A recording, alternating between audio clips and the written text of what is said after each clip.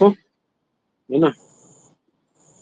बहुत लंबा टाइम खा गया, इतना टाइम जाना नहीं चाहिए था इसमें, बहुत टाइम चला गया। चला भी नहीं कई दिन पार्ट इसका बीच में। म्यूट कर लो बेटा अपने आप को, आप लोग म्यूट कर लो अपने आप को। कौन है भाई विद्वान?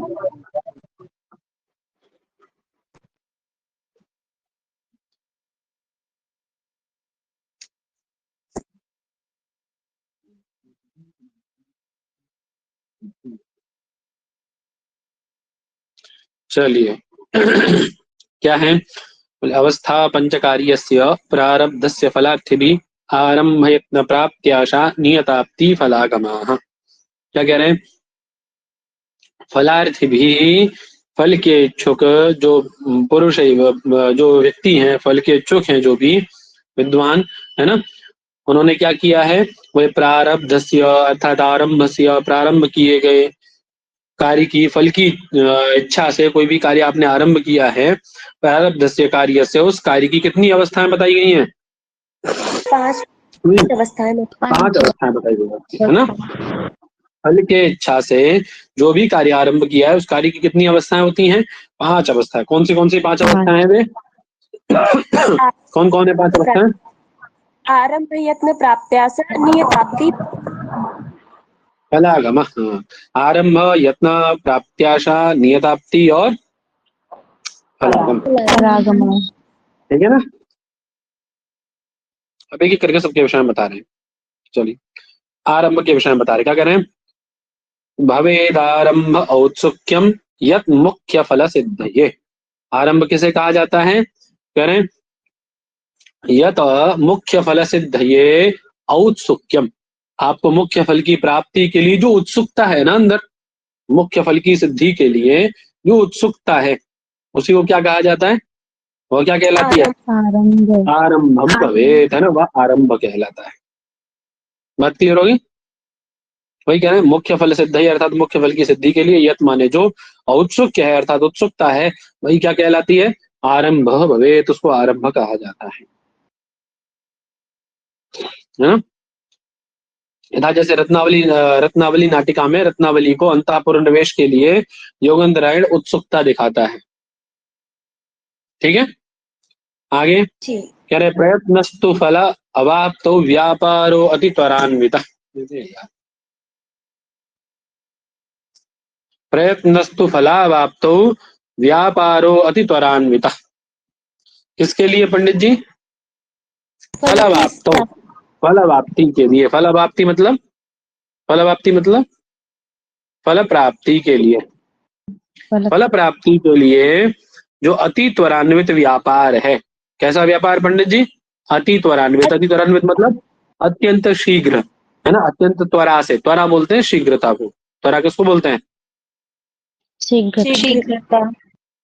हाँ, अत्यंत शीघ्रता पूर्ण जो व्यापार है उसको क्या कहा जाता है? प्रयत्न कहा जाता है।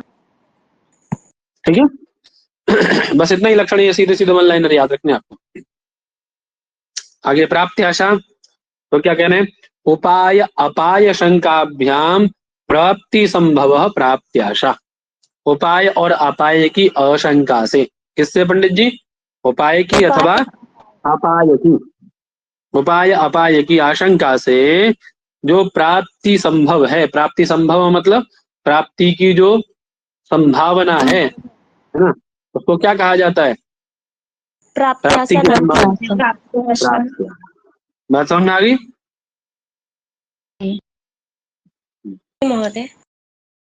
मतलब जैसे फल है, फल की प्राप्ति की जो आशा है, संभावना है आपकी, वो किससे गिरी है? या तो उपाय से या अपाय से। उपाय अपाय की आशंका है उसमें, लेकिन तदपि उसमें प्राप्ति संभव है, तो प्राप्ति की संभावना क्या कहलाती है? वह तदपि आपको प्राप्ति की संभावना में प्राप्त होगा ये फल, तो क्या है? प्राप्ति आशा। ठीक है जी। आगे नियताप्ति क्या कह रहे हैं? कह रहे अपायाभावतः प्राप्ति नियताप्तिस्तु निश्चितः। अपाय अभावतः, अपाय का अभाव हो जाने पर, अपाय के समाप्त हो जाने पर है। नियतातु प्राप्ति, जो प्राप्ति निश्चित हो। किसकी किसकी प्राप्ति की चर्चा चल रही है? सब फल की प्राप्ति की बात है ना सारी। जी महोदय, फल अरे की प्राप्ति। प्रारब्धस्य फलार्थे भी ना, फलार्थे भी, कार्यस्य प्रारब्धस्य फलार्थे भी, फल की सारी चर्चा है ये। वही कह रहे हैं, अपाय के अभाव में, अपाय के समाप्त हो जाने पर, है, अपाय का अभाव हो जाने पर, यद प्राप्ति नियता, जो प्राप्ति निश्चित है, किसकी प्राप्ति? फल की यत प्राप्ति निश्चित। फलस्य प्राप्ति नियता, जो फल की प्राप्ति निश्चित है, तो उसको क्या कहा जाता है पंडित जी? नियताप्ति की कार्य अवस्थाएं। नियताप्ति कहा जाता है। वह क्या है? यत्र अपाय भावतः प्राप्ति निश्चिता फलस्य, उसको नियताप्ति ही, तो वह तो नियताप्ति है पंडित जी, से नियताप्ति अवस्था कहते हैं। ठीक है जी महोदय। सर अपाय शब्द का अर्थ क्या होगा? अपाय मतलब विश्लेष, अपाय विश्लेष, पृथक्करण, अलग। Yes sir. आगे फलागम की बात आ जाती है। फलागम किसे कहा जाता है पंडित जी? फल योग या फलागम एक ही बात है। यानी सावस्था फल योग स्यात्, यह समग्र फलोदय, यह माने जो समग्र फलोदय, समग्र फल का उदय है। उदय मतलब उसकी प्राप्ति का हेतु है, तो वह प्राप्ति है, हैं? वह अवस्था क्या कहलाती है? स्यात्, सा अवस्था स्यात् किम? फल योग, वह फल योग कहलाता है, यह फलागम कहलाती है। बात समझ आ गई? जी सर। यत्र समग्र फलोदय, जहां पर समग्र फलोदय हो जाए, अर्थात समग्र फल की प्राप्ति हो जाए, उस अवस्था को क्या कहा है पंडित जी इन्होंने? फलागम। फलागम या फलोयोग कहा है। ठीक है, जी महोदय। अब आपकी संधियां आ गई। संधियों में भी इनके भेद प्रभेद हैं, बहुत पूछे जाते हैं भेद प्रभेद इनके, है ना, तो इनको थोड़ा सा ध्यान से पढ़िएगा।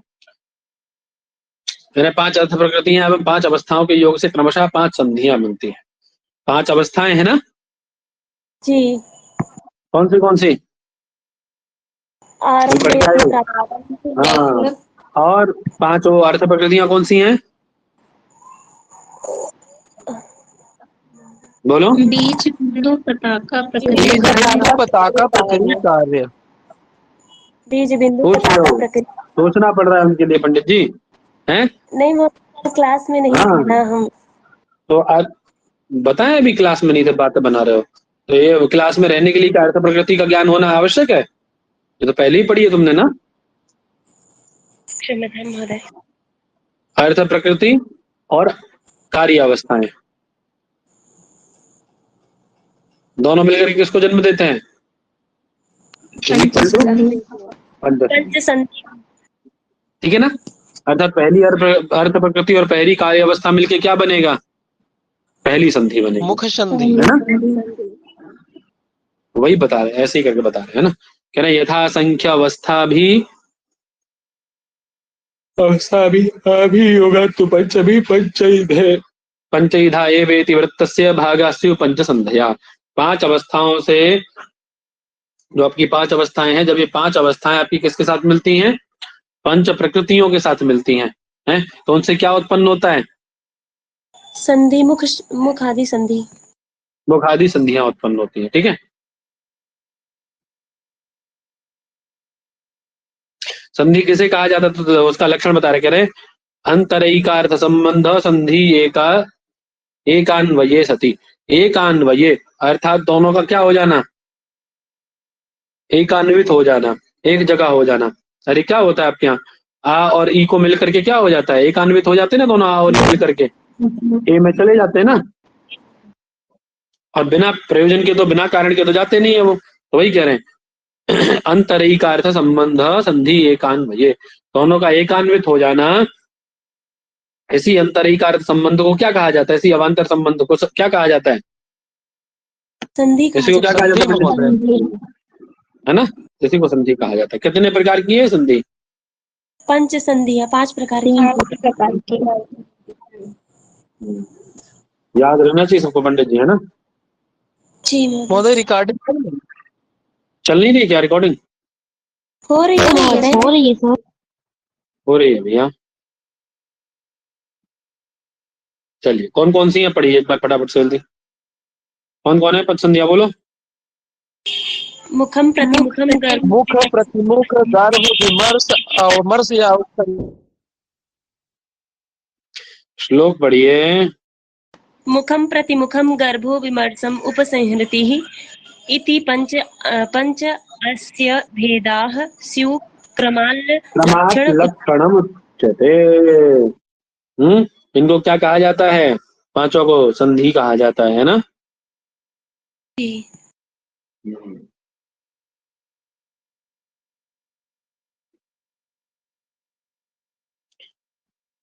चलिए आगे चले। जी।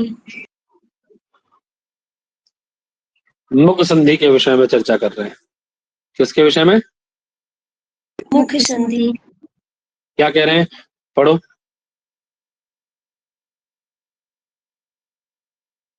यत्र बीजस्नानार्थरस संभवा प्रारंभेण समायुक्ता तन्मुखं परिकीर्तितम्।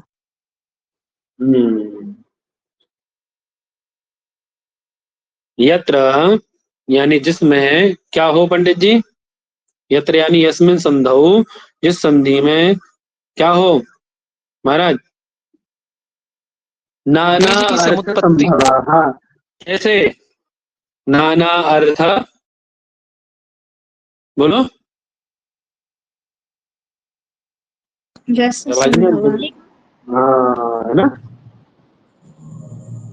अनेक अर्थों के रसों का सूचक जहाँ पर विद्यमान हो उसको क्या कहा जाता है? नाना अर्थ संभवाः अनेक वृत्तांत रसोत्पन्न, अर्थात अनेक वृत्तांतों के रसों को उत्पन्न करने वाले, बतलाने वाले, है ना।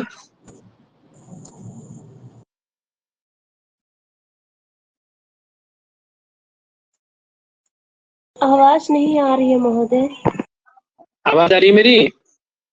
जी अभी जी आ सर, रही अभी नहीं। बीच में कट गई थी क्या? वही कह रहे हैं जी। नाना। हाँ वही कह रहे हैं। देखिए क्या कह रहे हैं। यत्र अर्थात यस्मिन संधौ, यत्र मतलब यस्मिन संधौ, जिस संधि में, साफ लिखता हूँ थोड़ा।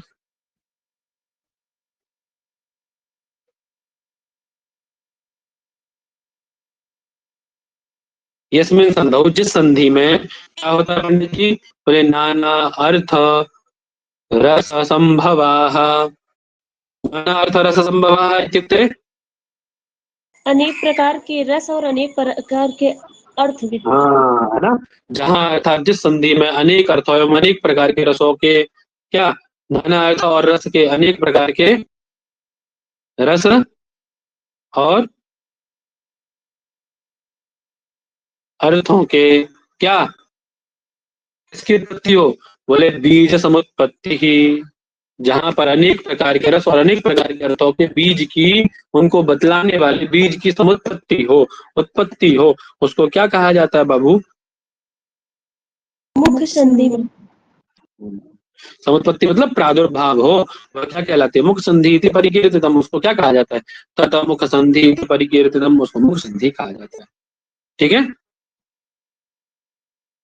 जी। प्रारंभेण समायुक्त अर्थात पूर्वोक्त प्रारंभ नामक अवस्था से जो युक्त है, प्रारंभेण समायुक्त, प्रारंभ नामक अवस्था से, कौन सी अवस्था से युक्त है? अरे प्रारंभ में इतना प्राप्ति आया, 5 अवस्था होती है ना। जी आरंभ नाम या प्रारंभ नाम। बोले प्रारंभेण समायुक्त, प्रारंभ नाम की जो अवस्था है उस अवस्था से समायुक्त वो क्या कहलाती है? तन्मुखम परिकीर्तितम, उसको मुख संधि कहा जाता है। बात समझ में आ गई? जी। जी।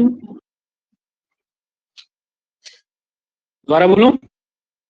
नाना अर्थ रस संभवा, यत्र अर्थात जिस संधि में अनेक प्रकार के रस और अनेक प्रकार के अर्थ, अनेक प्रकार के अर्थ और अनेक प्रकार के रसों की संभावना। संभावना मतलब नाना अर्थ संभावना मतलब प्रादुर्भाव या उत्पत्ति।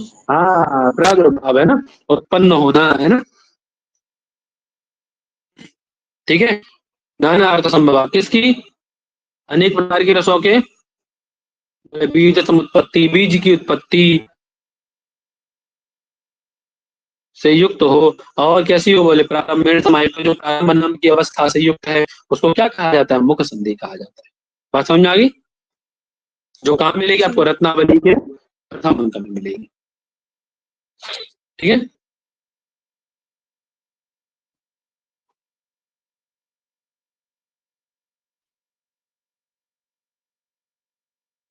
अब मुख संधि के अंग बता रहे, कितने अंग हैं इसके पंडित जी? 12 अंग हैं। कितने अंग हैं कुल? 12। ये पूछे गए ना अंग पिछली बार शायद, इस बार आया था अंग? नहीं आया था नहीं महोदय, नहीं आया। इस बार नहीं था। इस बार नहीं। चलो, कौन कौन है? तो कह रहे उपक्षेपः परिकरः परिन्यासो विलोभनम युक्ति प्राप्ति समाधानम विधानम परिभावना उद्भेदा करणम भेद एतान्यंगानि वै मुखे। ये सब किसके अंग हैं? मुख संधि उद्भेद के। करण मुख। बात क्लियर है ना सबको? उपक्षेपः परिकरः कौन कौन है एक बार बोल दो अच्छे से, जल्दी फटाफट से बोलो एक बार। उपक्षेपः परिकरः। अरे यार, जिसका माइक सही चल रहा हो वो बोलो, मत बोल, मैं बोल रहा हूँ। चलो आप लोग म्यूट रखो अपने आप को। उपक्षेपः परिकरः, म्यूट करके बोलो अपने आप को, म्यूट। उपक्षेपः परिकरः परिन्यासो विलोभनम युक्तिः प्राप्तिः समाधानम विधानम परिभावना उद्भेदः करणम भेद एतान्यंगानि वै मुखे। 2-4 बार वाचन करके सोओगे ना इसका तो याद हो जाएगा इतने में ही। समझ में आई बात? जी महोदय।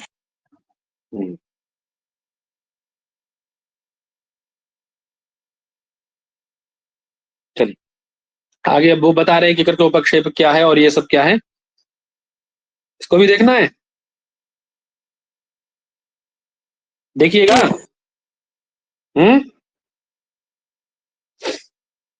एक बार महोदय अगर पढ़ा दें तो सही रहेगा, क्योंकि वो आ जाते हैं कई बार। चलो चलो, ठीक ठीक ठीक। तो क्या बता रहे हो उपक्षेप के विषय में? यानी काव्यार्थस्य समुत्पत्ति ही उपक्षेप इति स्मृतः।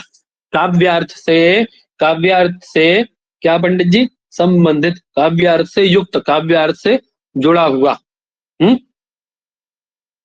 जो इतिवृत्त है, जो कथा है ना, उसको क्या कहा जाता है? उसके उद्भावन को क्या कहा जाता है? उसकी उत्पत्ति को क्या कहा जाता है? उसकी समुत्पत्ति क्या कहलाती है? उपक्षेप कहलाती है। ठीक है ना? जी।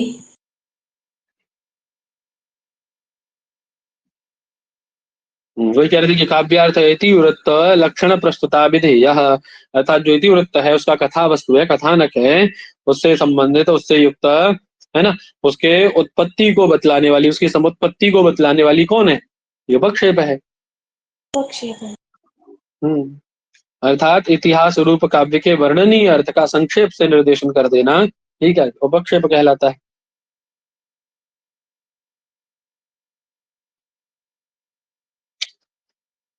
जैसे वेणी संहार में भीम,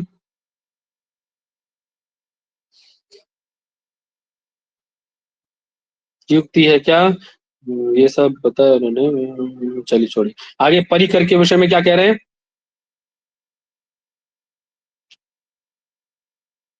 आवाज आ रही है मेरी? जी सर। पढ़िए पंडित, परिकर के विषय में क्या कह रहे हैं?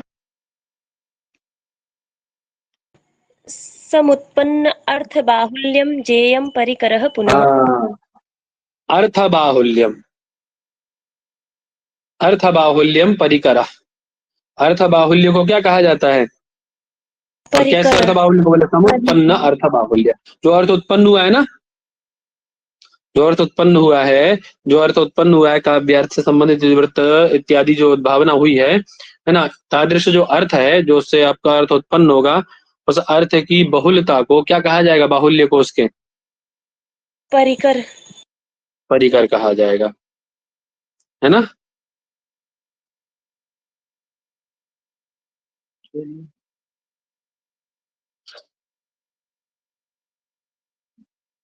तत्रैव, अर्थात उसी में वेणी संहार में उत्पन्न अर्थ की बहुलता को परिकर कहा जाता है। जैसे वेणी संहार नाटक में समझाने बुझाने का प्रयत्न करने वाले सहदेव के प्रति भीम की युक्ति क्या है कि बचपन से ही कौरवों के साथ मेरा वैर बढ़ता चला गया है। इसमें ना तो युधिष्ठिर भ्राता कारण है और ना ही अर्जुन, ना ही तुम दोनों कारण हो। जरासंध के वक्षस्थल की भांति फिर भी पनपती संधि को यह भी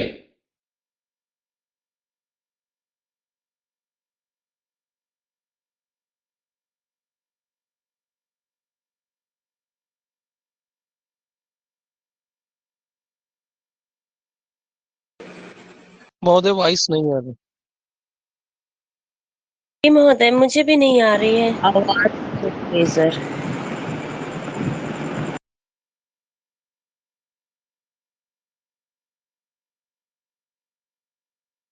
महोदय, भी स्क्रीन भी नहीं दिख रही है मुझे। अभी आ रही है आवाज? जी सर अभी आई। अब आ रही है सर। अरे वो लाइट आती जाती है ना, तो जैसे ही गई तुरंत से वो बंद हुआ तो उतना ही काफी है वाईफाई को बंद होने के लिए। तो ऐसे आज दोपहर में मेरे साथ भी हो रहा था महोदय, ना तो स्क्रीन दिख रही थी ना तो आपकी वॉइस आ रही थी मेरे पास। चल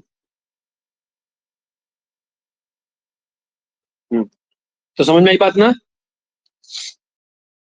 उत्पन्न जो अर्थ है उसकी बहुलता को क्या कहा जाता है? बस इतना है, लक्षण लक्षण याद रखो बस इसका।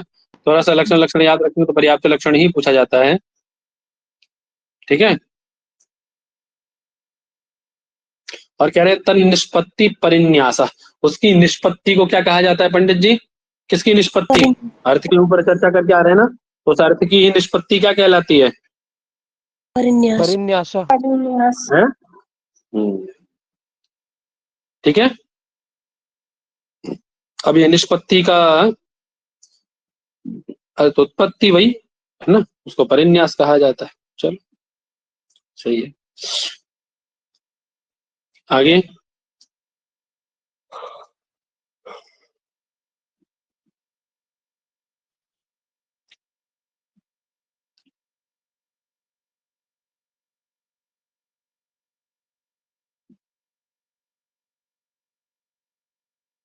जैसे इतिहास रूप काव्य के वर्णनीय अर्थात प्रतिपाद्य अर्थ का संक्षेप से निर्देश करना।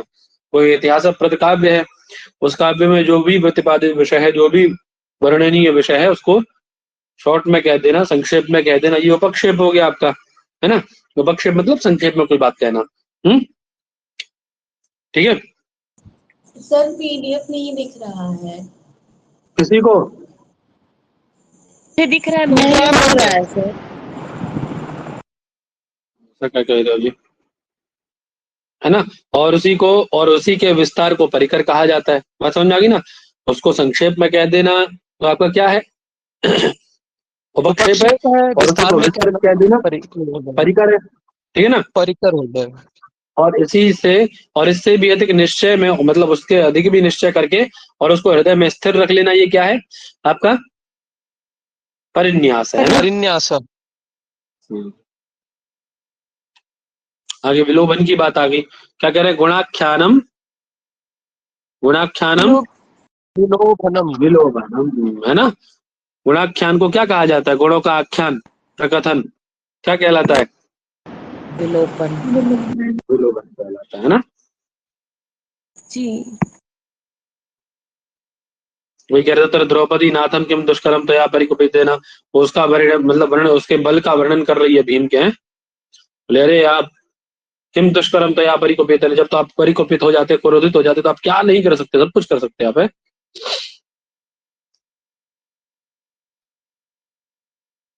उसके बाद आता है संप्रधारण। क्या आता है अगला पंडित जी? संप्रधारण। संप्रधारण के विषय में क्या कह रहे हैं? संप्रधारणम अर्थानाम युक्ति, अर्थों के निर्धारण की युक्ति को क्या कहा जाता है? संप्रदान। अरे युक्ति मतलब निश्चय उनका, है ना। संप्रधारण कहलाता है पंडित जी। ठीक है। आगे प्राप्ति क्या है? बोले सुखागम। सुखागम को प्राप्ति कहते हैं। समाधान क्या है? तो कह रहे बीजस्य आगमनम यत्तु तत्समाधानम उच्यते। बीजस्य आगमनम यत्तु तत्समाधानम उच्यते। बीजस्य यत आगमनम यत्तु बीजस्य आगमनम, जो बीज का आगमन है उसी को क्या कहा जाता है? समाधान। समाधान कहा है पंडित जी, है ना। ठीक है।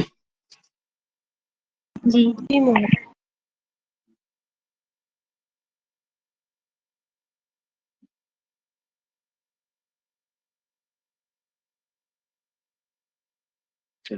आगे विधान की बात आ गई। कह रहे सुख दुख कृतो यो अर्था तद विधानमिति स्मृतम। कोई दिक्कत है क्या किसी को? नहीं महोदय। नहीं महोदय। नहीं सर। चलो स्क्रीन नहीं दिख रही है। महोदय नेटवर्क सुख इशू। सुख दुख कृतो यो अर्थः तद विधानमिति स्मृतम। सुख दुख कृतः यो अर्थः, सुख और दुख, सुख के द्वारा और दुख से जो विहित जो विषय है, जो अर्थ है, अर्थ मतलब जो विषय है, उसको क्या कहा है पंडित जी? विधान। विधानम में चिंतितम, उसको विधान कहा है। ठीक है, सुख दुख पूर्वक जो विषय है, उससे जो युक्त विषय है, उसको क्या कहा है? अर्थ मतलब विषय, विधान। है ना। सुख दुख कृत जो अर्थ है, जो विषय है, उसको क्या कहेंगे? विधान कहेंगे। परिभावना क्या है? तो अगर कुतूहलोत्तरा वाचा प्रोक्तादो परिभावना, कौतूहल से युक्त बातों को क्या कहा है?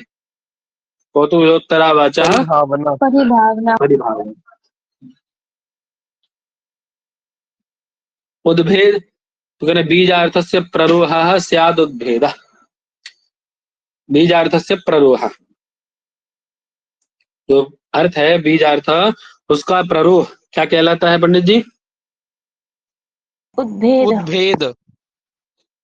उद्भेद कहलाता है ना। प्ररोह का मतलब जानते हैं ना, उसका अंकुरण अर्थात अंकुरित होना। ठीक है, बीजार्थ का क्या होना पंडित जी? अंकुरण होता। अंकुरित होना अर्थात उत्पन्न होना उसका। ठीक है, आगे करण बोले करणम पुनः प्रकृतार्थ समारंभ। प्रकृतार्थ, प्रकृत जो अर्थ है, उसका समारंभ, उसके आरंभ को क्या कहा जाता है? करण कहा जाता है ना। भेद बोले संहत भेदनम। संहत भेदनम जो युक्त है, संहति है जिसकी, संहति का मतलब जानते हैं ना। समानाधिकरण संबंध कह सकते हैं क्या महोदय, जो हाँ? साथ साथ चीजें हो रही। मतलब जो जुड़े हुए हैं, संहति मतलब जुड़ा हुआ, मिला हुआ, है ना। बात समझ में आई? जी महोदय। जी सर। नहीं अरे तो महोदय। मिला हुआ है, जुड़ा हुआ है, संहत है, संघ है ना। अरे समूह समझ लो, जी जो एक मिला हुआ है, जो चिपका हुआ है, जुड़ा हुआ है ना, उसको अलग अलग कर देना ही क्या है? संहत का भेदन ही क्या कहलाता है? भेद कहलाता है। भेद उसी को तो कहते हैं ना। जी। हम्म हम्म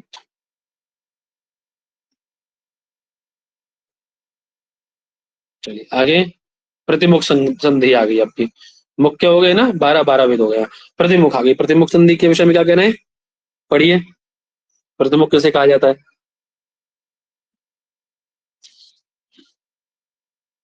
संधि एवं फल प्रधानो पायस्य मुख संधि निवेशिनः। ठीक से पढ़ो भाई, कोई एक साथ एक लेना है। फल प्रधानो उपायस्य मुख संधि निवेशनः लक्ष्य लक्ष्य अलक्ष्य इव भेदो युक्त प्रतिमुखम च तत्। चलो, फल प्रधानोपायस्य मुख संधि निवेशिनः लक्ष्यालक्ष्य इवोद्भेदे भेदः यत्र प्रतिमुखम च तत्।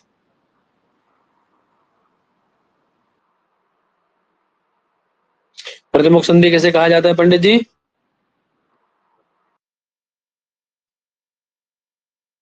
जो कैसे कहा जाता है? बोले लक्ष्यालक्ष्य इवोद्भेद यत्र, यत्र लक्ष्यालक्ष्य इव उद्भेद, मतलब समलक्ष्य और कुछ अलक्ष्य का जो उद्भेद है। उद्भेद का मतलब जानते हैं? उत्पन्न। है उत्पत्ति होना, विकसित होना, है ना, समुद्भूत होना। नहीं है, कह रहे फल प्रधान उपाय से, फल प्रधान उपाय का कैसा फल प्रधान उपाय? बोले मुख संधि निवेशिनः, मुख संधि निवेशिनः फल प्रधान उपाय से, मुख संधि में जो निवेशित, जो लगा हुआ फल प्रधान का जो उपाय है। बात समझ में आ रही है? मुख संधि में निवेशित फल प्रधान का जो उपाय है, उस उपाय का कैसा पंडित जी? बोले लक्ष्य अलक्ष्य इव उद्भेद, सब लक्ष्य के जैसा, कुछ लक्ष्य के जैसा और कुछ अलक्ष्य के जैसा। जो उद्भेद है उसको क्या कहा जाता है? यत्र उद्भेदा भवति किम कथ्यते तत्? प्रतिमुखम संधि। मुख संधि। मतलब यत्र, जहां पर मुख संधि में क्या होता है? निवेशिनः फल प्रधान उपाय से, निवेशित जो फल प्रधान उपाय है, उस फल प्रधान उपाय का लक्ष्योद्भेद है ना, उस फल प्रधान उपाय का लक्ष्य या अलक्ष्य में उद्भेद, उसे क्या कहा जाता है? प्रतिमुख संधि कहा जाता है। बात समझ में आ गई? जी महोदय। ठीक है। फल प्रधान की उपाय से मुख संधि में जो निवेशित है, मुख संधि में निवेशित फल प्रधान के उपाय का समलक्ष्य, मतलब कुछ लक्ष्य और कुछ अलक्ष्य का उद्भेद जहां होता है, उसको क्या कहा जाता है? मुख संधि का वो प्रतिमुख कहा जाता है। बात समझ में आ गई सबको? जी सर।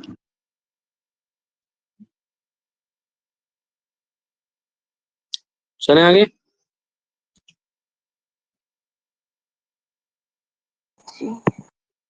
जी महोदय चलिए। चलिए। मतलब वही फल प्रधान के उपाय की बात चल रही है सारी, है ना। तो कह रहे थे कि मुख संधि में निवेशित जो फल प्रधान है, उस फल प्रधान के उपाय है ना, उपाय का कुछ लक्ष्य और कुछ अलक्ष्य जो उद्भेद है, उद्भेद मतलब जो विकास है ना, फल प्रदान के जो उपाय है, उपाय का जो विकास है वो कुछ कैसा है? कुछ लक्ष्य है और कुछ अलक्ष्य है, उसको ही क्या कहा जाता है? प्रतिमुख संधि कहा जाता है। ठीक है।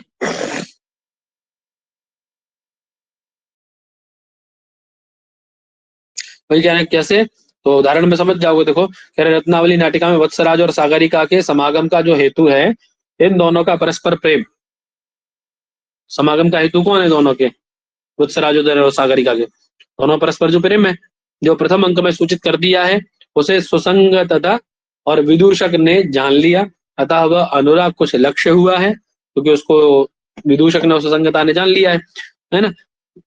और वासवदत्ता के चित्र के वृत्तांत से कुछ कुछ ऊहा की, अतः अलक्ष्यता भी रही, कुछ अलक्ष्य भी रहा है और कुछ लक्षित भी हुआ। लक्षित हुआ क्योंकि जान लिया, कुछ अलक्षित रहा है। ठीक है। जी। अब इसके अंग कितने हैं पंडित जी? तो इसके अंग हैं 13। वो 12 थे, ये कितने हो गए? 13। कौन से? बोले विलास परिसर पश्च विद्युतम तापनम तथा नर्मद्युतिश्चैव तथा प्रगमनम पुनः विरोधश्च प्रतिमुखे तथा स्यात् पर्युपासनम। ठीक है। पुष्पम वज्रम उपन्यास वर्ण संहार इत्यपि। पुष्पम वज्रम उपन्यास वर्ण संहार इत्यपि। हो गए 13? अरे पुष्प वज्र उपन्यास और एक बचा क्या? वर्ण संहार। नहीं हुए? चलो, विलास के विषय में बता रहे हैं। विलास क्या है?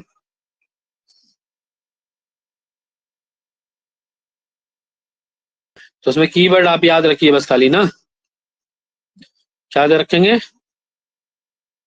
कीवर्ड। जी। हाँ, तो पूरा याद नहीं कर पाओगे पंडित जी। चलो, तो क्या कह रहे हैं? समीहारति भोगार्था विलास इति कथ्यते। विलास किसे कहा जाता है? रति भोगार्थ। हाँ, तदर्थ यो समीहा। रति भोगार्थ, रति भोगार्थ तदर्थ, रति के निमित्त जो समीहा की जाती है, उसको क्या कहा जाता है? समीहा मतलब जानते हैं ना? इच्छा।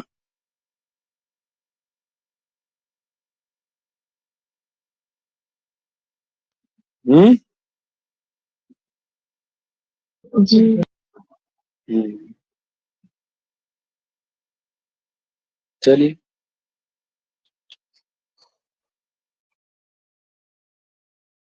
ठीक है। रति भोगार्थ, रति से उत्पन्न होने वाले कौन है? भोग। रति जो आपका भाव है, उसके हेतुभूत भोग कौन से हैं? विलास। विलास नामक। अरे जो भी है उससे उत्पन्न होने वाले जो भी उसके विषय भोग हैं, तो उनके लिए जो समीहा उत्पन्न होती है, वही कह रहे, रति नामक भाव के हेतुभूत जो भोग है विषय रूप, अर्थात स्त्री अथवा पुरुष के लिए जो समीहा है, इच्छा है, अभिलाषा है, उसे वो क्या कहा जाता है? विलास। अरे वो कोई जरूर थोड़ा ना स्त्री पुरुष के भोग के लिए, विषय भोग की भी हो सकती है, वो तो विषय भोग की भी तो इच्छा हो सकती है ना, उसको क्या कहा जाता है? उसके लिए होने वाली इच्छा क्या कहलाती है? तन निमित्त विलास। विषय इत्यादि के भोग के लिए होने वाली इच्छा क्या कहलाती है? विलास कहलाती है। जैसे अभिज्ञान शाकुंतलम में दुष्यंत की शकुंतला विषय का अभिलाषा, यदि भी उसको पता है कि उसको प्राप्त नहीं हो सकती, दुष्प्राप्य है, ऋषि कन्या, जब तक पता नहीं पड़ा तब तक है, लेकिन तथापि वो उसको प्राप्त करने का प्रयास कर रहा है ना। आगे परिसर्प क्या कहलाता है? बोले इष्ट नष्टानुसरणम परिसर्पश्च कथ्यते। इष्ट के नष्ट हो जाने पर उसका अनुसरण करना। अनुसरण करना मतलब उसको अन्वेषण करना, उसको खोजना, यही क्या है? परिसर्प है। बात समझ आ गई? इष्टानुसरणम, अपने जो अभीप्सित है, जो भी हमें प्रिय है, उस प्रिय का बिछड़ जाना और उसको खोजना, फिर अपने से वियुक्त होने पर, जैसे भगवान राम का सीता को खोजना है, ये क्या है? परिसर्पण है ना। तो जी परिसर्प नहीं है? जी आगे, या फिर दुष्यंत उसको ढूंढते ढूंढते वहां पहुंच जाता है, वंजुलता गृह में है, वहां उसकी एड़ियों के उभार इत्यादि को देख करके अंदाजा लगाता है कि इसमें शकुंतला अंदर होगी, इसमें कोई तो परिसर्पण ही है। आगे विधुत, आगे क्या आया? बोलो जी। विद्युत। किसे कहा जाता है विद्युत? तो कह रहे कृतस्य अनुनयस्यादौ विद्युतम तत्परिग्रह। कृतस्य अनुनयस्यादौ, किया हुआ जो अनुनय, अनुनय जानते हैं ना, निवेदन है। अनुनय का मतलब जानते हैं? अनुनय विनय बोलते हैं ना, अनुनय विनय कर लीजिए। प्रार्थना एक हाँ, है ना, जो आपने अनुनय किया है, अर्थात जो प्रार्थना करके जो प्राप्त हुआ, आपको जो अनुनय हुआ है, वो कृत अनुनयस्य विधुतम तु अपरिग्रह। और विद्युत किसको कहा जाता है? बोले कृतस्य अनुनयस्य आदौ यत, आदौ यत अनुनयस्य कृतः, जो आपने आदि में अनुनय किया है, उसका क्या कर देना? अपरिग्रह कर देना, अर्थात उसको ग्रहण न करना। यही क्या है? विधुत। विद्युत। समझ में आ गई बात?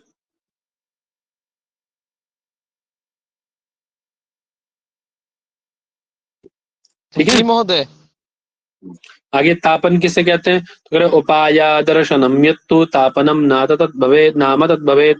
उपाय का, जो भी उपाय वस्तु है, जो भी आपको प्राप्य होनी चाहिए थी, उसको प्राप्त न हो पाना, उपाय का दर्शन, यही क्या कहलाता है?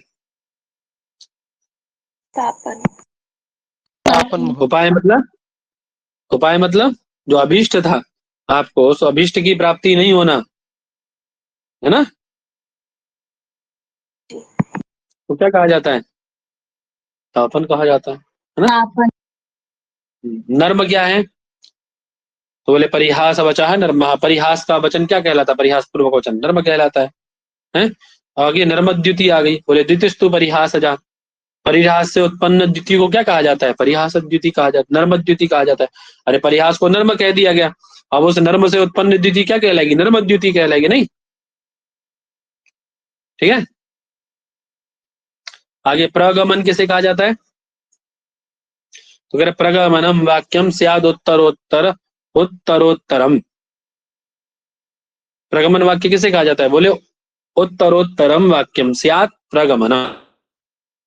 उत्तरोत्तर उत्कृष्ट वाक्य को क्या कहा जाता है? प्रगमन कहा जाता है।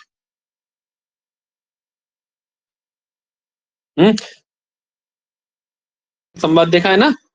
अरे मंत्र में भी देखा होगा, वेद में, वेद मंत्रों में भी नहीं देखा है? उसमें देखिए पुनर्वा एक बात कहता है, उससे बेस्ट बात को निकाल के लाती है कौन? उर्वशी। उर्वशी एक बात कहती है, उससे बेस्ट बात पुनर्वा निकाल के लाता है? तो ये उत्तर उत्तर वाक्य जो है क्या कहलाता है? प्रगमन। प्रगमन। प्रगमन कहलाता है। बात समझ में आ गई पंडित जी? जी सर।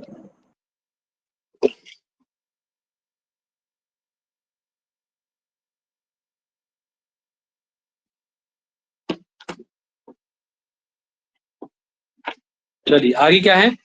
विरोध, बोले व्यसन प्राप्ति।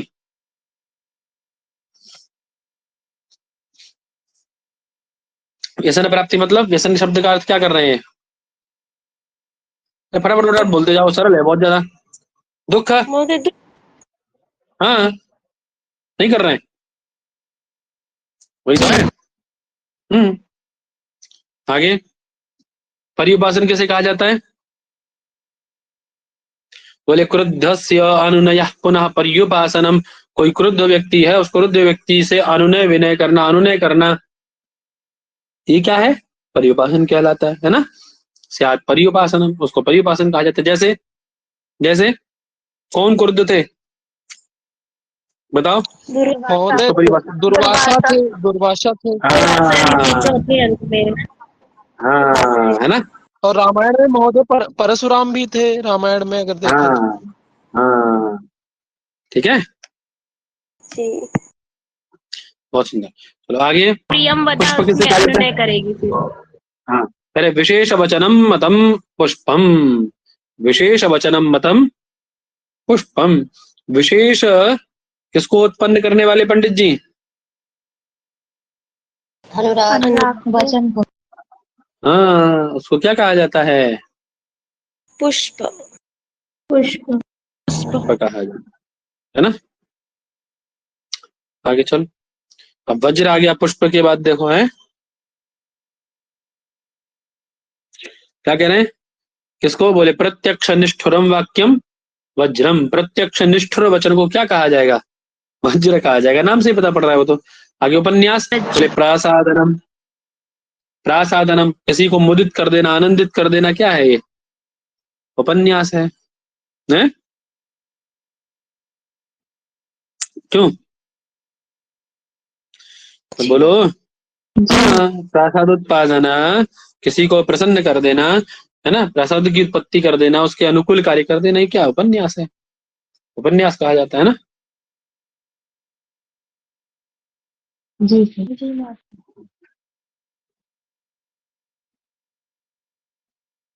अथवा कह रहे उपपत्ति कृतः ही अर्थ उपन्यास सकीर्तिता इति वदन्ति केचित्। कुछ लोग कहते हैं कि उपपत्ति कृतः ही अर्थ उपन्यास, अर्थात किसी के अनुकूल कार्य कर देना भी उपन्यास है। बात समझ आ गई? किसी के अनुकूल कार्य कर देना भी क्या है? उपन्यास है। बात समझ आ गई? आगे वर्ण संहार की बात आती है। कह रहे चातुर्वर्ण्योपगमनम वर्ण संहार इष्यते। चातुर्वर्णीय है ना, ब्राह्मण क्षत्रिय वैश्य शूद्र है, तो उन सबके उपगमन को क्या कहा जाता है? वर्ण संहार। वर्ण संहार। बात समझ आ गई? ठीक है। जी सर। जी। उपसंख्यान, उपसंख्यान मतलब उपसंगमन, उपसंख्यान मतलब है ना? है कहना। मेलन होना, मेलन होना, उपस्थित होना, उनका रहना वहां पे, ठीक है।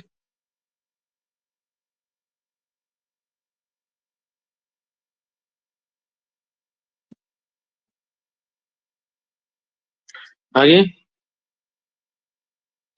गर्भ संधि आ गई आपकी। गर्भ संधि के विषय में क्या कह रहे हैं? फल प्रधानोपायस्य, पढ़ो जी जी। जी महोदय। फल प्रधान गर्भो यत्र समुद्भेदो ह्यासान्वेषणमान्मुहुः। दोबारा पढ़ो। गर्भो यत्र समुद्भेदो ह्यासान्वेषण वान मुहुः। गर्भो यत्र समुद्वेदः यासान्वेषण वान मुहुः। ह्रासान। रास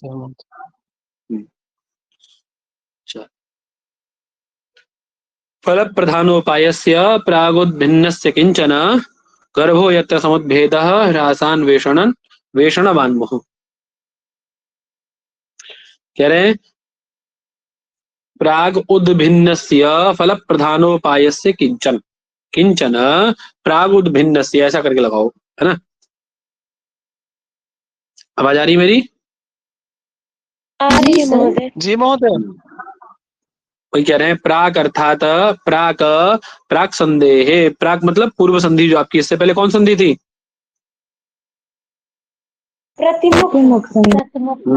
उसी में किंचन अर्थात कुछ जो उद्भिन्न है, उद्भिन्न मतलब प्रकाशित हुए हैं, किंचन उद्भिन्न प्रकाशित, है ना, कुछ प्रकाशित हुए हैं अर्थात प्रकट हुए हैं, है ना। ऐसे फल प्रधानोपाय से, ऐसे फल प्रधानोपाय का, ऐसे फल प्रधानोपाय का जो कुछ कुछ पूर्व में प्रकट हो चुके हैं, उनका क्या हो जाना पंडित जी?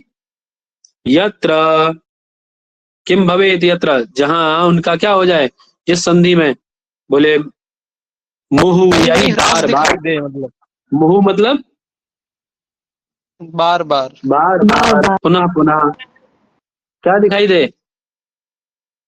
ह्रासान्वेषणम, ह्रासान्वेषणम, ह्रास हो जाए, तिरोभाव हो जाए, है ना। और क्या दिखाई दे? अन्वेषण हो, ठीक है, उसे क्या कहा जाता है? गर्भ संधि महोदय। ऐसा जहां यत्र समुद्भेदा, ऐसा जहां प्रकट होता है उसको क्या कहा जाता है? ऐसा जहां प्रधानोपाय प्रकट होता है उसको क्या कहा जाता है? गर्भ संधि कहा जाता है। वही कह रहे हैं पूर्व संधियों में कुछ कुछ प्रकट हुए फल प्रधानोपाय का, जहां ह्रास और अन्वेषण से युक्त बार बार विकास होता है ना। जो आपका फल प्रधानोपाय है, जो कुछ प्रकट हो चुका है पूर्व संधियों में, दो आपके मुख और प्रतिमुख में थोड़ा सा प्रकट कर दिया गया है उसको, है उस ऐसे फल प्रधानोपाय का कहीं जिस संधि में ह्रास और अन्वेषण होता है, और ह्रास अन्वेषण ही नहीं होता, फिर तो उससे युक्त उसका अपना अपना उसको विकसित किया जाता है उसको, वो कौन है, ऐसी कौन संधि है? गर्भ संधि है, ठीक है। ये फल को फल से गर्भीकरणात् गर्भ, अब इसका नाम गर्भ क्यों पड़ा? क्योंकि ये फल को कहाँ छिपा के रखती है?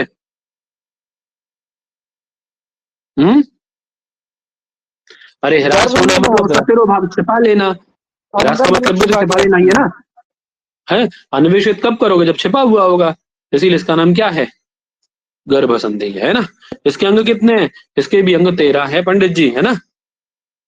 कौन से कौन से?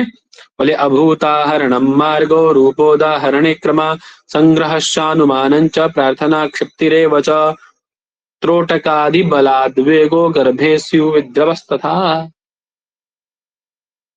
ठीक है, सबसे पहले अभूताहरण के विषय में बता रहे हैं। बोले व्याजाश्रयम वाक्यम अभूताहरणम, व्याजाश्रय वाक्य, व्याजाश्रय वाक्य इत्युक्ते कपटयुक्त वाक्य है।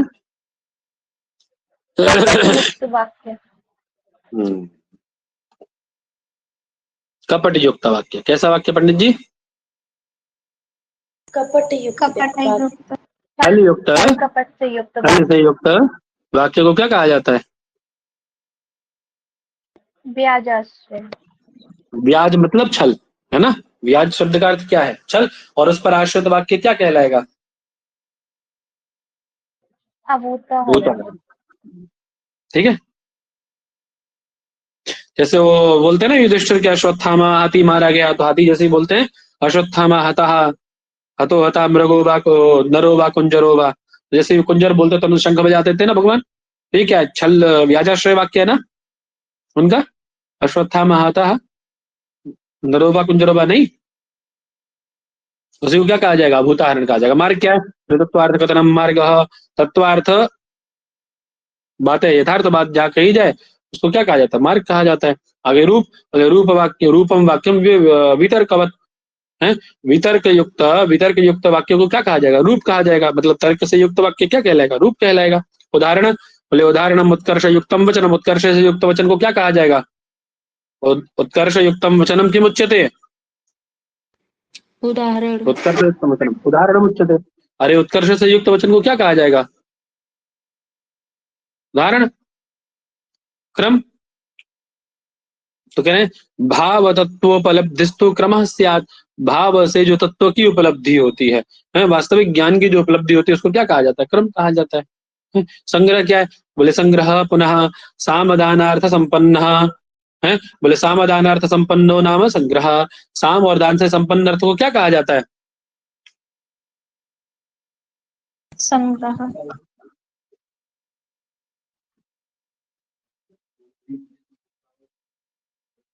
सामदानार्थ संपन्न क्या कहा जाता है उस अर्थ को? संग्रह। संग्रह कहा जाता है। अनुमान, बोले लिंगाद ऊहो अनुमानता। अनुमान किसे कहा जाता है पंडित जी? बोले लिंगाद ऊहो अनुमानता। हाय हाय, म्यूट कर लो। किसी लिंग के द्वारा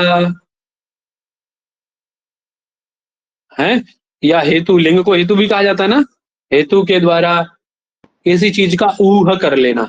ऊह कर लेना मतलब जैसे आप मान लीजिए, आप क्या देखते हैं? आप देख के आए पहले महानस में, चत्वर में, गोष्ठ में, क्या देखे आप? कि यत्र यत्र धूमः तत्र तत्र वह्नि, यत्र यत्र धूमः तत्र तत्र वह्नि, देखे ना? जी। नहीं देखे? कि जहां धूम था वहां वह्नि थी, सारी जगह देखा। जब आप पर्वत पे जैसे ही धूम को देखते हैं, अर्थात लिंग को देखते हैं, धूम रूपी लिंग को देखते हैं, तुरंत आप क्या ऊह करते हैं? अर्थात ऊह करना मतलब अपने आप से उस चीज को सोच लेना, आइडिया लगा लेना एक। यहाँ धूम है तो अग्नि हो। बोले यहाँ भी क्या होगा? ये नारियल रखा है, उसको लड़काना देना, वो फूटा हुआ है, साइड से निकालना। प्रार्थना कैसे क्या कहा जाता है पंडित जी? तो क्या कह रहे हैं?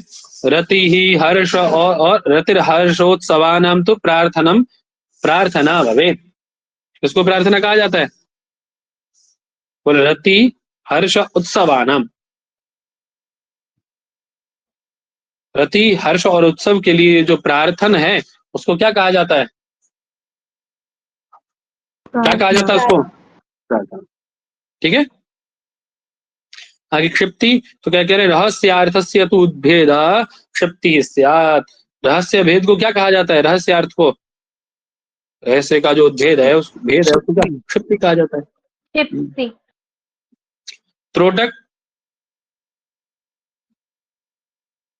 त्रोटकम पुनः संवृद्ध वाक्। संवृद्ध वाक् इत्युक्ते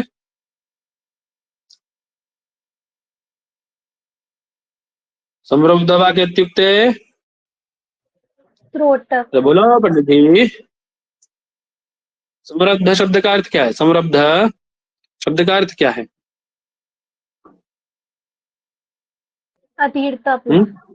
बहुत समृद्ध है, कहते हैं ना, बहुत समृद्ध है। तो है समृद्ध मतलब गंभीर। क्रोधपूर्ण, क्रोध, क्रोध युक्त है ना, क्रोध युक्त कह सकते हैं।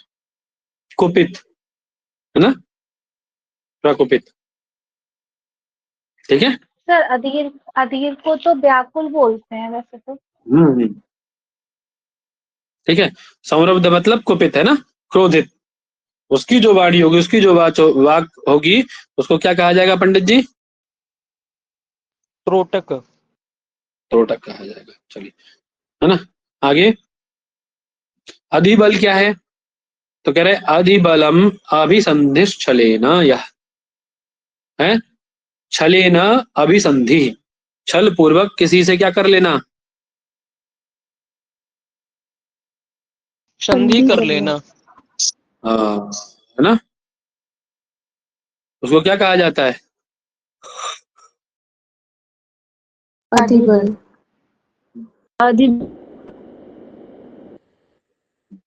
अभिसंधि है ना, अधिबल अभिसंधि क्या कहा जाता है? वही छल से किसी का अनुसंधान करना या उसे पकड़ लेना, ये क्या है?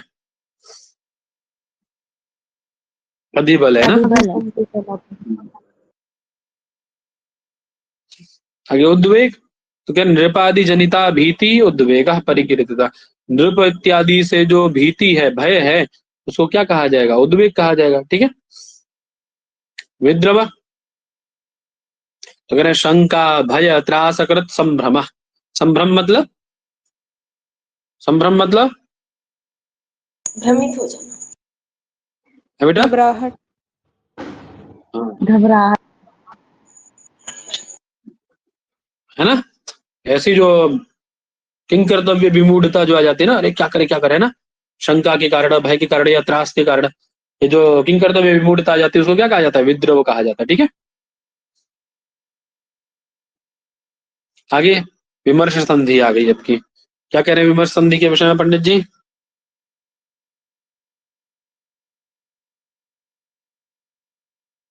बोलो। यत्र मुख्य फल उद्भिन्नो गर्भतोऽधिकः सापाद्यैसान्तरायश्च सविमर्श इति स्मृतः।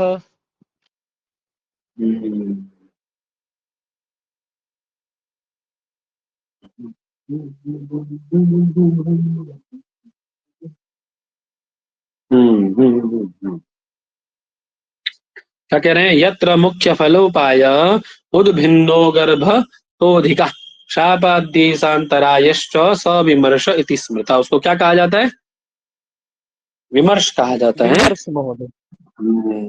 जहाँ क्या हो, तो कह रहे हैं यत्र, जहाँ जिसमें मुख्य फलोपाय गर्भ तो अधिका उद्भिन्ना भवेत, अर्थात गर्भ संधि की अपेक्षा, गर्भ की अपेक्षा अधिक उद्भिन्न हो। उद्भिन्न हो, उद्भिन्न मतलब उद्भूत होता हो, दिखाई देता हो, प्रकाशित होता हो, है ना, प्रतीत होता हो। ठीक है, लेकिन वो कैसा हो मुख्य फल? लेकिन वो मुख्य फल किससे युक्त हो? शापाद्यैसान्तरायश्च, है ना, लेकिन किससे ग्रसित हो? शाप के द्वारा, है नहीं? क्यों जी? हाँ, शाप के द्वारा, प्रतिबंधक के द्वारा। शांतराय मतलब कोई प्रतिबंधक आ जाए उसमें, है कोई विघ्न आ जाए, उन विघ्नों से वह युक्त हो मुख्य फल, उसको क्या कहा जाता है? विमर्श संधि कहा जाता है। इस संधि को बात समझ में आ गई ना? यत्र अर्थात जिस संधि में मुख्य फल गर्भतः अधिका उद्भिन्ना भवेत, गर्भ संधि की अपेक्षा अधिक उद्भिन्न दिखाई देता हो, अधिक प्रकाशित दिखाई देता हो, लेकिन वह कैसा हो? किससे युक्त हो? शापाद्यैसान्तरायश्च युक्तः भवेत्। यदि वह शाप के कारण या शांतराय इत्युक्ते विघ्न, प्रतिबंध इत्यादि से युक्त हो, तो उसको किस नाम से जाना जाए? सविमर्श इति स्मृतः, उसको विमर्श के नाम से जाना जाए। ठीक है,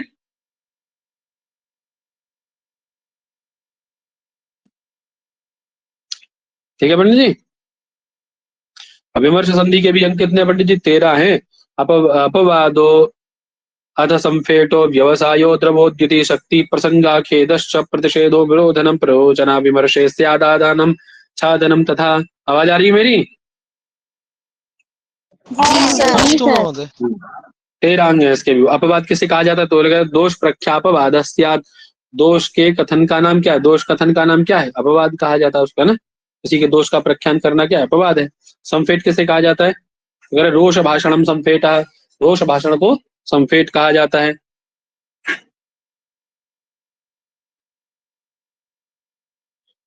व्यवसायश्च विज्ञेया प्रतिज्ञा हेतु संभवा। प्रतिज्ञा और हेतु से जो संभूत आपका व्यवसाय है उसको क्या कहा जाता है? जो सॉरी क्या बोलते हैं, संभूत जो अर्थ है उसको क्या कहा जाएगा? प्रतिज्ञा और उससे प्रतिज्ञा हेतु संभूत अर्थ को क्या कहा जाएगा? व्यवसाय कहा जाएगा, है ना। द्रव क्या है? तो कह रहे द्रवो गुरु व्यतिक्रांति शोक वेग आदि संभव। शोक और वेग, आवेग इत्यादि के कारण जो श्रेष्ठ लोग हैं उनका अधिक्रमण हो जाना, उनकी अधिक क्रांति हो जाना, उनका व्यतिक्रम हो जाना ही क्या कहलाएगा? द्रव, है ना। द्रव महोदय। ठीक है ना।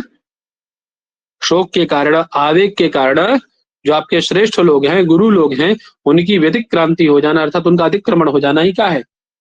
द्रव।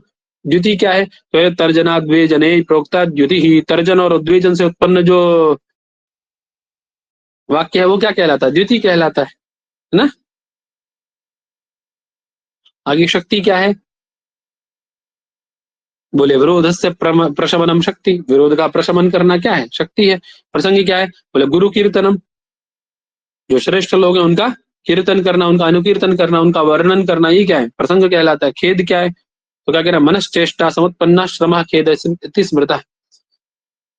मन अथवा चेष्टा, चेष्टा मतलब वही शारीरिक क्रिया इत्यादि, है ना, उससे उत्पन्न जो खेद है उसको क्या कहा जाता है? सॉरी, श्रम को क्या कहा जाता है? मन चेष्टा से उत्पन्न जो श्रम है उसको क्या कहा जाता है पंडित जी? खेद। खेद कहा जाता है। कह रहे हैं आगे प्रतिषेध के विषय में बता रहे हैं। ईप्सितार्थ प्रतिघात प्रतिषेध इत्युच्यते। ईप्सित अर्थ का प्रतिघात, अभिष्ट वस्तु का प्रतिघात क्या कहलाता है? प्रतिषेध। प्रतिषेध कहलाता है। ठीक है। विरोधन बोले कार्यात्ययोपगमनम विरोधनम इति स्मृतम। विरोधन किसे कहा जाता है? कार्यात् तो मतलब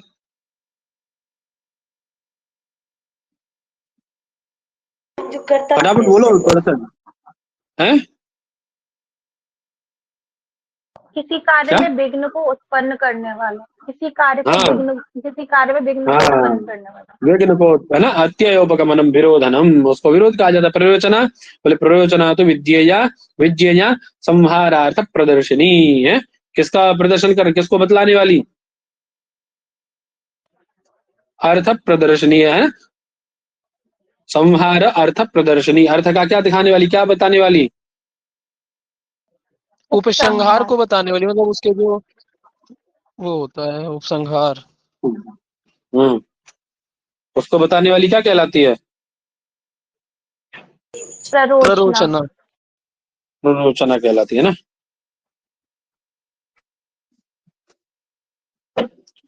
आदान कार्य संग्रह, आदानम, कार्य के संग्रह को क्या कहा जाता है? आदान। छादन, तदाहु छादन पुनः कार्यम कार्यार्थम अपमानादे सहनम खलु यद भवेत् है। किसके लिए? बोले कार्यार्थम अपमानादे सहनम, कार्य के निमित्त, कार्य के लिए अपमान आदि का सहन कर लेना ही क्या है? क्या कहलाता है वह? साधन। साधन। साधन कहलाता है। ठीक है। अब आई क्या विमर्श के बाद कौन संधि आ गई आपकी? निर्वहन संधि। निर्वहन संधि। चलो फटाक से पढ़ दो, जल्दी से पढ़ दो भाई। नारियल रखा है उसको न लगा देना। तो मुखाद्यर्था विप्रकीर्णा यथा नारियल रखा है यथम उसको न लगा एक देना। नारियल रखा नीयन्ते यत्र निर्वहनम हि तत्। पानी वो फूटा हुआ है ना, इसीलिए कह रहा हूँ। चलो क्या कह रहे हैं? बीजवंतो मुखाद्यर्थाः विप्रकीर्ण यथा यथम एकार्थम उपनीयन्ते यत्र निर्वहणम हि तत्। अर्थात पंडित जी, अर्थात यत्र, जिस संधि में क्या किया जाए?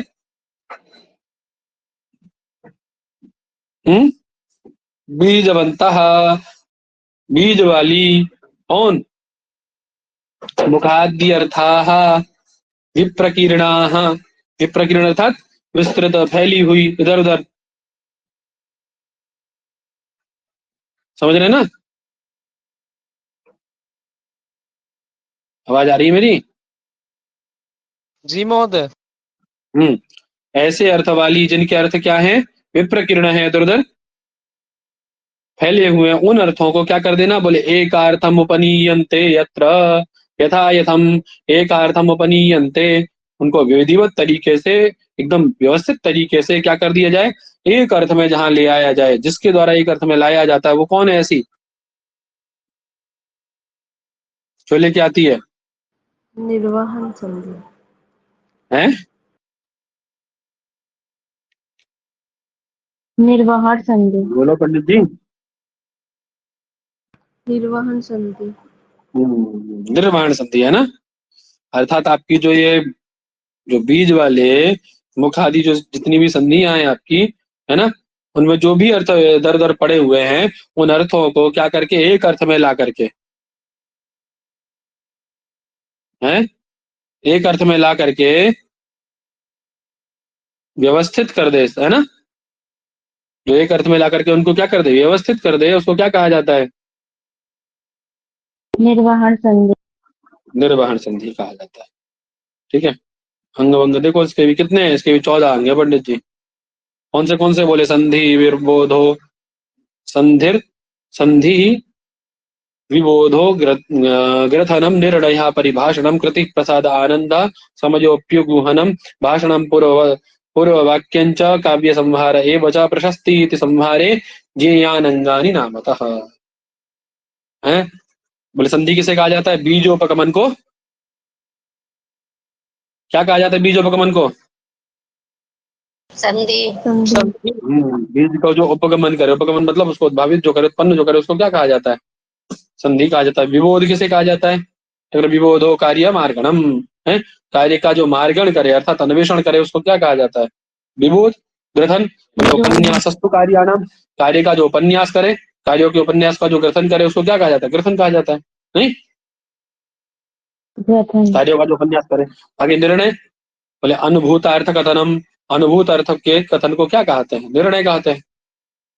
नहीं, परिभाषण, बोले परिवाद कृतम वाक्यम, परिवाद से युक्त वाक्य क्या कहलाते हैं? हैं? परिभाषण कहलाता है। परिभाषण। आगे लब्धार्थ शमनम कृति, जो लब्ध अर्थ है, प्राप्त जो अर्थ हैं, जो लब्ध अर्थ है, प्राप्त की जो अर्थ हैं, अर्थों से उन किसका शोक आदि का शमन करने को क्या कहा जाता है? कृति कहा जाता जी। हाँ, प्रसाद क्या है? बोले शुश्रूषादि प्रसाद, शुश्रूषादि को क्या कहा जाता है? सेवा इत्यादि को प्रसाद। आनंद क्या है? बोले वांछितागम आनंद, वांछित वस्तु जो ईप्सितम वस्तु है उसका आगम हो जाना था तो उसकी प्राप्ति हो जाना क्या कहलाता है? आनंद। नहीं, समय, बोले दुख निर्याणम, कहते ना समय है, समय है मतलब दुख है, दुख जिस दिन चला जाएगा ये खत्म। नहीं, तो दुख का निर्याण ही क्या कहलाता है? समय कहलाता है। उपगुहन मतलब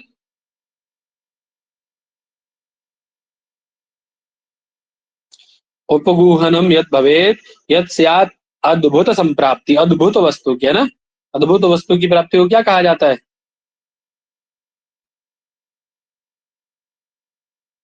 उपगुहन। भाषण क्या है? सामदानादि भाषणम, सामदानादि को क्या कहा है? भाषण कहा है। पूर्व वाक्य क्या कहलाता है? बोले यथोक्त अर्थ उपदर्शनम, जो पूर्व उक्त अर्थ है उनका उपदर्शन ही क्या कहलाता है आपका? पूर्व वाक्य। काव्य संहार, बोले वरदान संप्राप्ति काव्य संहार इष्यते, वरदान की प्राप्ति को क्या कहा जाता है? काव्य संहार। प्रशस्ति क्या है?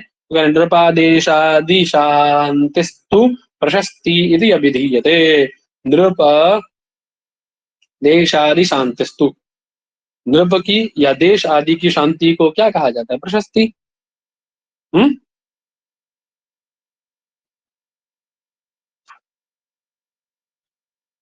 पूरा हो गया? और भी अभी पूरा हो गया? नहीं था इतना इसमें? नहीं, जी पूरा हो गया महाराज। पीडीएफ आपके पास है ना? ये एक बार रिवीजन लगा दीजिएगा इससे अच्छे से, ठीक है? और मंडे